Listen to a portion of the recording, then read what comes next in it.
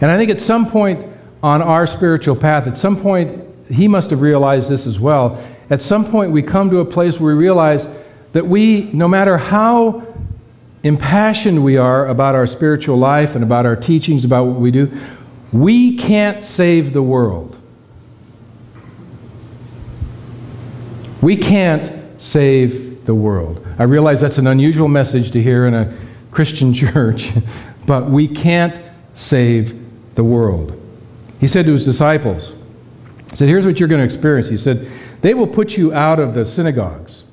Indeed, the hour is coming when whoever kills you will think he is offering service to God.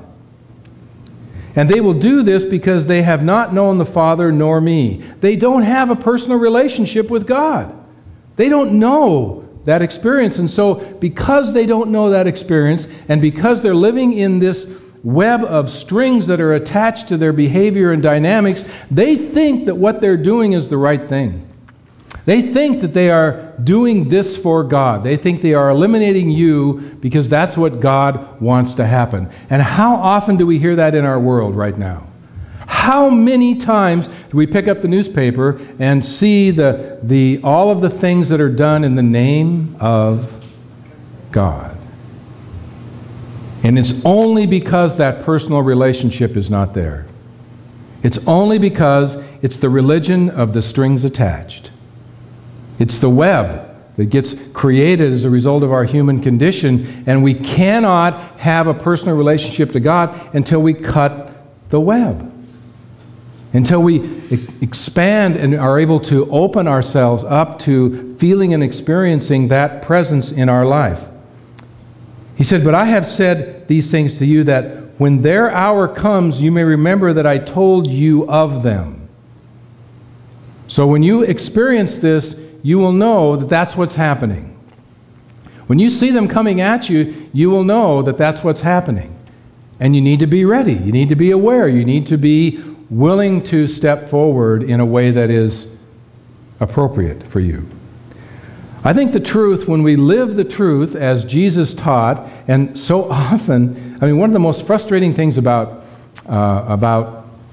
walking a spiritual path and following Jesus' teachings, really making an effort to understand and follow his teachings, one of the frustrating things about it is that we recognize the truth puts us in a different relationship to the world, and the truth lives in his teachings, and most of the world doesn't pay any attention to that.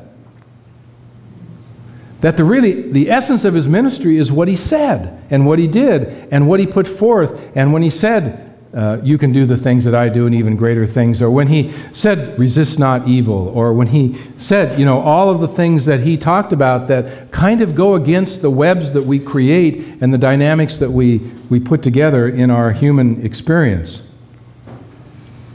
And when we step into the light and we speak the truth, how many times have we been crucified? How many times has someone said, you're wrong?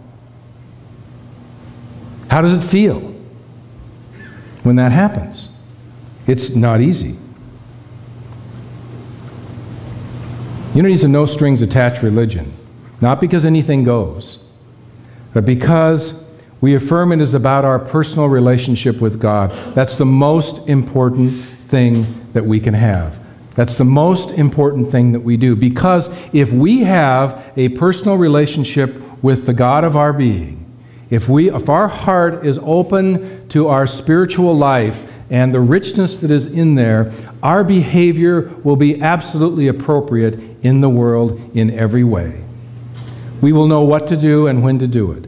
We will live with compassion and passion. We will do the things that we have come here to do. We will treat people with kindness.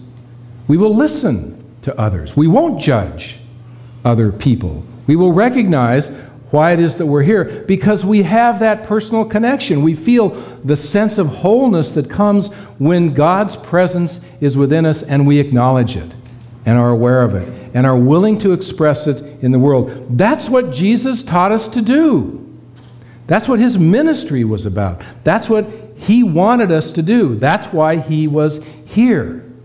Not to save us, in that sense of being saved by somebody else, but to empower us to live a spiritual life, because to the extent that we can do that and cut the strings and step forward into who it is that we are, we're doing what it is that we've come here to do. I think Jesus was way ahead of the curve, spiritual curve. Way, way ahead of the curve. He was so far ahead of the curve that, and he recognized it, that his culture couldn't get it at that time. I don't know that any culture could have really gotten it at that time. Our culture doesn't get it yet.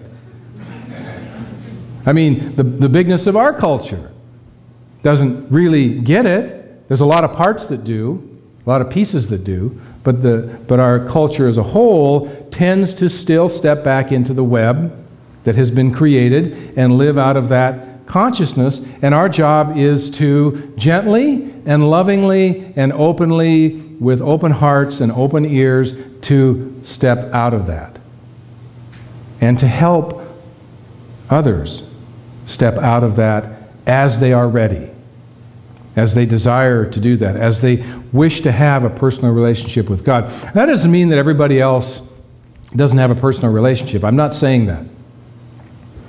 But what I'm saying is that our personal relationship with God really shows up in the context of our behavior. And so you can tell whether somebody's listening to that spirit within them based on how they respond and behave, whether they're feeling connected or separate in their lives. I think we're fortunate to be part of a movement, as small as we are, that really speaks to that issue. I don't know that it's spoken to. I know it's not spoken to enough in the context of the world. And so it's an important part of what it is that we do.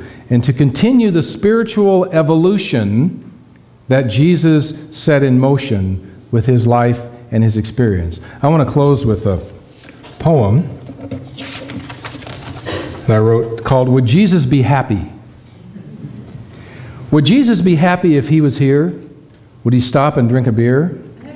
Or would he simply be aware of all the fear? It is so hard to be clear. I think he would cry at what he saw, how little progress with spiritual law, and how power was still so raw, and how few people were really in awe. It is disappointing so few seem to hear the call of the inner life that is there for all, and how easy it is to just fall or find ourselves up against a wall.